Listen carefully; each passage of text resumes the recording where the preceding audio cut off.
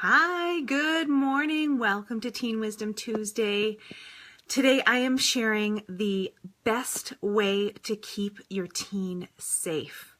I know that as parents, we always worry about our kids, no matter what age they are. We wonder if they are making wise decisions when they're not with us. We wonder who they're hanging out with and whether they're going to succumb to peer pressure. And we just feel like if we could just help them be confident enough and strong enough and knowledgeable enough about all of the dangers, that we can somehow keep them safe.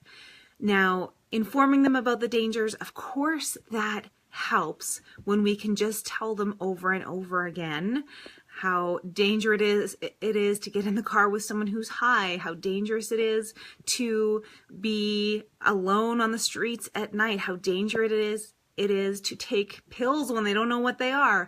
We can talk to our kids about all of those things. But psychologists are telling us that the best way to keep our teens safe isn't through lecturing them about information. It's about having a connection with them. And I know if you've been following me for a while, you know that I am talking about connecting with your teens so you can be a massive influence in their life. And this is what I'm talking about. When you can connect with your teen, you become a massive influence in their life, and that keeps them safe. So what am I even talking about when I say connecting with your teen? What I'm talking about is not just spending time in the house when they're in the house. I'm not talking about just buying them the stuff that they want. I'm not talking about sending them to all the extracurricular activities they want to do. Here's what real connection looks like.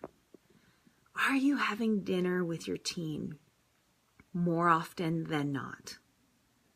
Now, here's something so fascinating is the work of Dr. Lisa Damour is telling us that even if your teen is at the table with you and they're disgruntled because you've asked them to come to dinner and you've required them to not have their phone at the dinner table maybe, and you have told them, I've asked you lots of times to use your nice table manners, even if it's a tense dinner, that is better for creating a connection with your teen than not having dinner with them at all. Isn't that incredible? That's some really great news, because I know as well as you do, I'm a mom, and I know that sometimes dinner time is not the most pleasant time. Even though we would love it to be this connecting, bonding experience as a family, it's not always that. But being with your kids and being physically and emotionally available to them during that time is incredibly important for building a connection, because like so many relationships, we know that it takes time over a long term to build relationship, because in that time, statistically, some of the times won't feel good, but some of the times will open up an amazing opportunity to really connect at the heart level and have those nourishing bonding moments that really can sustain you for some of those dry spells where it just seems to be nothing but conflict. So what I really want you to hear from this today is that, first of all, I know how challenging it can be, and I can sit here and talk about connection all of the time, and you're at home feeling like, I do not feel very connected. It is not feeling good over here. And just know that just continuing to be that consistent, strong, grounded presence for your teen sends the signal to them that you are available to them for a connection. And it's up to them to choose it or not. Versus being super busy, stressed out all the time, where your teen knows, I do not want to spend time with that person because they are stressed out, anxious, and I don't want to be around them. So creating connection is really about being available, spending the time so that you will get some of those really deeply nourishing connecting times some of the time to sustain you through those dry spells. So having a connection with your teen means that you're with them, you're available to them, and one more step, you're genuinely interested in their life. If you can step into some time that you're spending with your teen, wonder what it's like for them. in their life. The more you can step into that magical space, the more you will listen and be open to what they're saying and be curious about their life, the more they will want to connect with you because they can see you're interested, you're available. So next time you're headed out for dinner or you've created dinner for your family, take a pause and ask yourself, I wonder what life is like for my teen.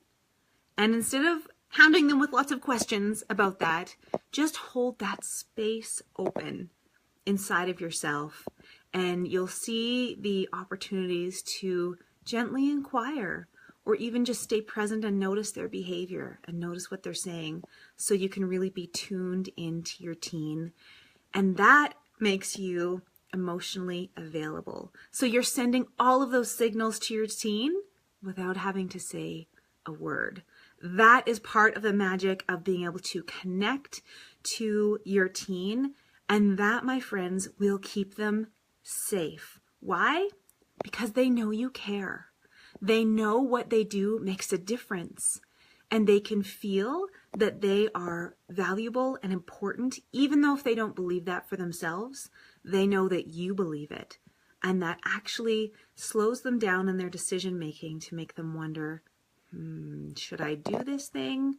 You know, my mom really cares about me. My dad really cares about me. Am I going to take this step?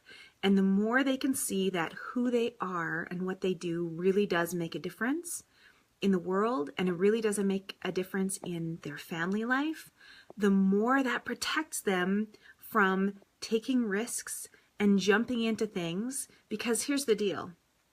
Teens sometimes engage in risky behavior, not because they don't know that it's maybe not a great idea, but sometimes it's because they just are desperate to connect and they're trying to connect with their peers. So if we can show them healthy, positive, powerful, daily connection, and we're showing them what that feels like and what that looks like in our family, and showing them that it doesn't always feel super amazing, but it sometimes does, then that is an incredible gift to our teens. So that's your teen wisdom for this Tuesday. I just noticed in the background, you can see one of my kids did a beautiful drawing. There it is. I think it's a snowman or something. So you have that extra piece of art in our Facebook Live this morning. So have a wonderful week. Spend some time sharing a meal with your teen and just ask yourself, what's life like for them? Okay, be well.